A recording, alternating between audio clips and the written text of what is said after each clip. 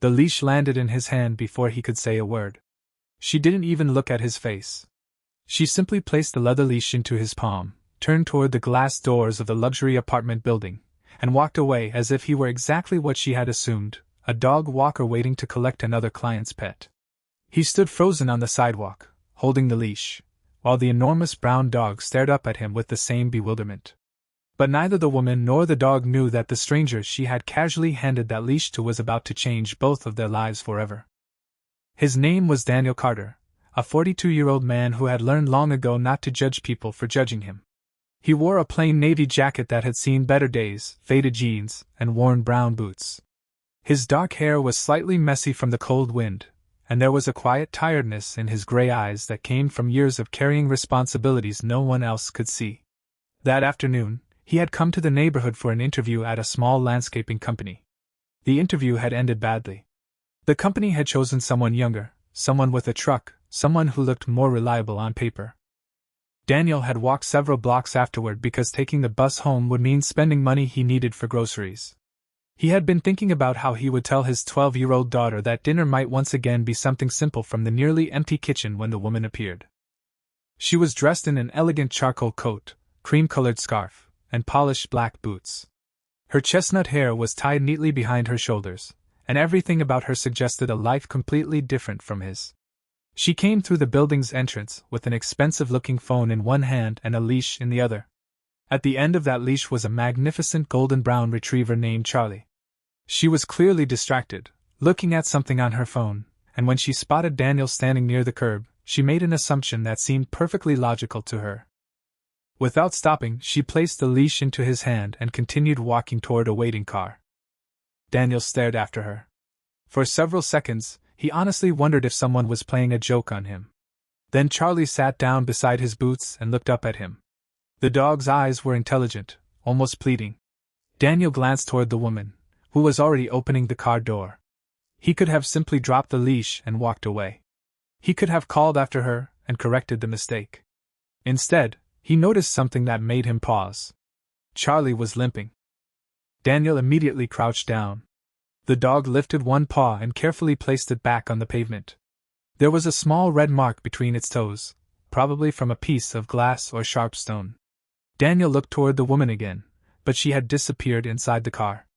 And that was when he made the decision that would eventually cost him his job, change his daughter's future, and bring him face to face with the family secret no one had spoken about for years.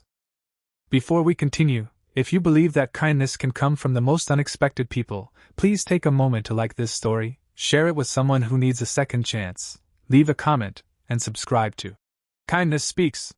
Your support helps these stories reach people who still believe that one small act of compassion can change an entire life.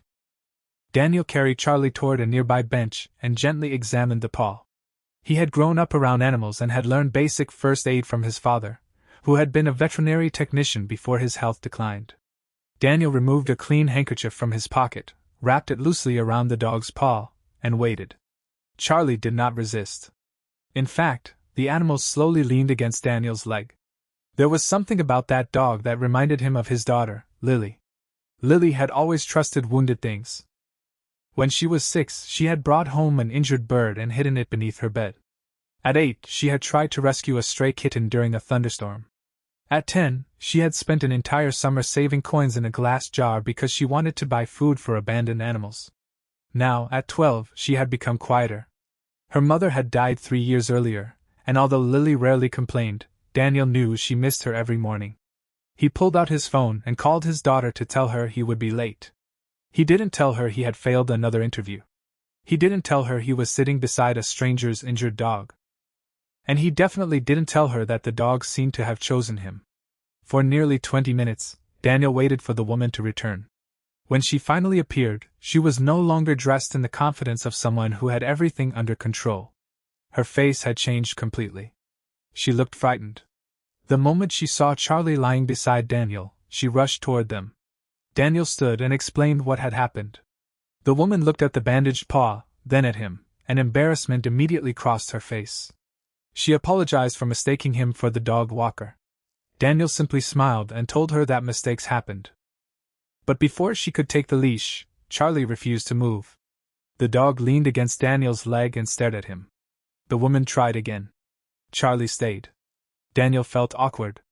He gently told the dog that its owner was waiting. Yet Charlie remained beside him. Then the woman noticed the bandage. She asked where he had learned to treat injuries. Daniel briefly explained about his father and his childhood.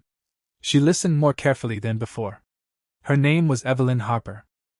She lived in the building with her 16-year-old son, Noah, and Charlie had belonged to the family for nearly 7 years. Evelyn was the founder of a successful architectural firm, a woman whose face appeared regularly in business magazines.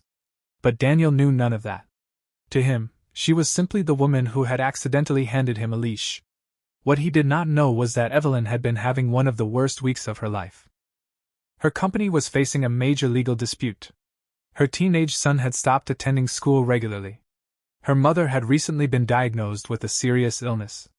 And Charlie, the dog who had once belonged to Evelyn's late husband, had begun showing strange changes in behavior. Evelyn was exhausted. Daniel could see it now. Not the expensive coat. Not the luxury apartment. Not the polished appearance. The exhaustion. He recognized it because he carried the same kind of exhaustion every day. When Evelyn offered him money for helping Charlie, Daniel refused. He told her he hadn't done anything extraordinary. He had simply noticed that an animal was hurting. That sentence stayed with Evelyn long after Daniel walked away. That evening, Daniel returned to his small rented house on the edge of the city. The paint was peeling near the kitchen window, the heating system rattled at night, and there were 2 grocery bags sitting almost empty on the counter. Lily was doing homework at the table. She looked up and immediately asked how the interview went. Daniel smiled. He told her they had decided to go in another direction. Lily knew her father well enough to hear what he wasn't saying. She didn't push. Instead, she showed him a drawing she had made for school. It was a picture of a large dog sitting beside a man under a streetlight. Daniel froze. He asked why she had drawn that. She shrugged and said she didn't know. She had just imagined it. He smiled, but something inside him tightened. The next morning, Daniel received an unexpected phone call. It was Evelyn. Charlie had refused to eat. The veterinarian had found no major physical problem. But the dog was anxious and unusually withdrawn. Evelyn remembered how calm Charlie had been with Daniel. She asked if he would be willing to walk Charlie for a few days. Daniel hesitated. He needed work. He needed money. But he also remembered the way Charlie had leaned against his leg. So he agreed. For the next week, something strange began to happen. Daniel and Charlie walked through the city every morning. Charlie became happier. He began running again. He waited near the building entrance whenever Daniel was late. And Daniel, who had spent years believing his life was shrinking around him, began feeling useful again. Lily eventually met Charlie. The moment she saw the dog, she ran toward him. Charlie responded with such excitement that Evelyn laughed for the first time in days. That laugh surprised everyone, including Evelyn herself. Slowly, the walls between the two families began to disappear. Evelyn discovered that Daniel was not simply unemployed. He had once managed a small landscaping business with his brother. After his brother died unexpectedly, Daniel had taken responsibility for his brother's debts and young family. Then Lily's mother became ill. Daniel had closed the business to care for his daughter and wife. By the time the crisis ended, he had almost nothing left. But he had never complained. Evelyn admired that. Daniel, meanwhile, discovered that Evelyn wasn't the cold, wealthy woman everyone assumed she was. She had built her company after her husband died, raising Noah while working nearly 18 hours a day. She had mistaken being strong for never allowing herself to need anyone. And Noah was struggling. He had stopped trusting adults. His father's death had left a hole in him that no amount of money could fill. One afternoon, Noah came home early and found Daniel fixing a broken gate near the building. Instead of walking past him, Noah stopped. Daniel asked if he wanted to help. Noah hesitated, then picked up a tool. They worked together for nearly an hour without saying much. It was the first time Noah had voluntarily spent time with another adult in months. Soon, Daniel began helping him with small things. Not as a tutor. Not as a replacement father. Just as someone who listened. One evening, Noah finally revealed why he hated the apartment. His father had died there. Every room reminded him of the night the ambulance came. Charlie had been there too. The dog had watched everything. Daniel understood why Charlie became anxious whenever Noah was upset. The dog wasn't simply grieving. He was protecting the boy. And Daniel realized something else. Noah wasn't difficult. He was hurting. Just like Lily. Just like Evelyn. Just like him. Then came the night everything nearly fell apart. A violent storm swept across the city. Power went out across several neighborhoods. Evelyn was away at a business meeting when she received a call that Noah was missing. Charlie was missing too. Daniel didn't hesitate. He grabbed a flashlight and ran into the rain. He searched the streets for nearly an hour. Then he remembered something Noah had once mentioned. His father used to take him to an old riverside park. Daniel went there. The rain came down harder. Trees moved violently in the wind. Then, through the darkness, he heard barking. Charlie. Daniel followed the sound and found Noah sitting beneath an old wooden shelter, soaked and shivering, with Charlie pressed against him. Daniel sat beside them. He didn't lecture Noah. He didn't ask why he had run away. He simply took off his jacket and wrapped it around the boy. Noah finally broke down. He cried against Daniel's shoulder, admitting that he was terrified everyone he loved would eventually disappear. Daniel held him tightly. He told him that losing someone doesn't mean you stop loving them. It means you carry them differently. Those words changed something in Noah. When Evelyn arrived, she found her son safe. She hugged him. Then she looked at Daniel. She didn't know how to thank him. Daniel simply said that anyone would have done the same. But Evelyn knew that wasn't true. Not everyone would have walked into a storm for someone else's child. Not everyone would have stayed when nobody was watching.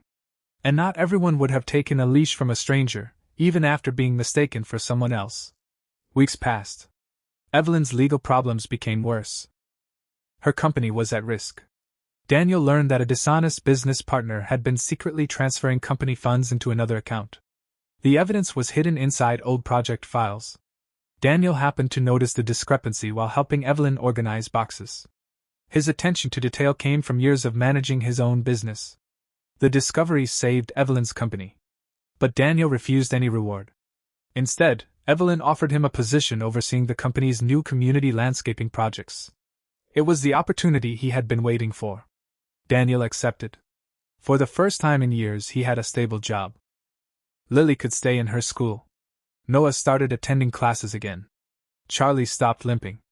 And Evelyn finally began allowing herself to rest. But the greatest change happened quietly.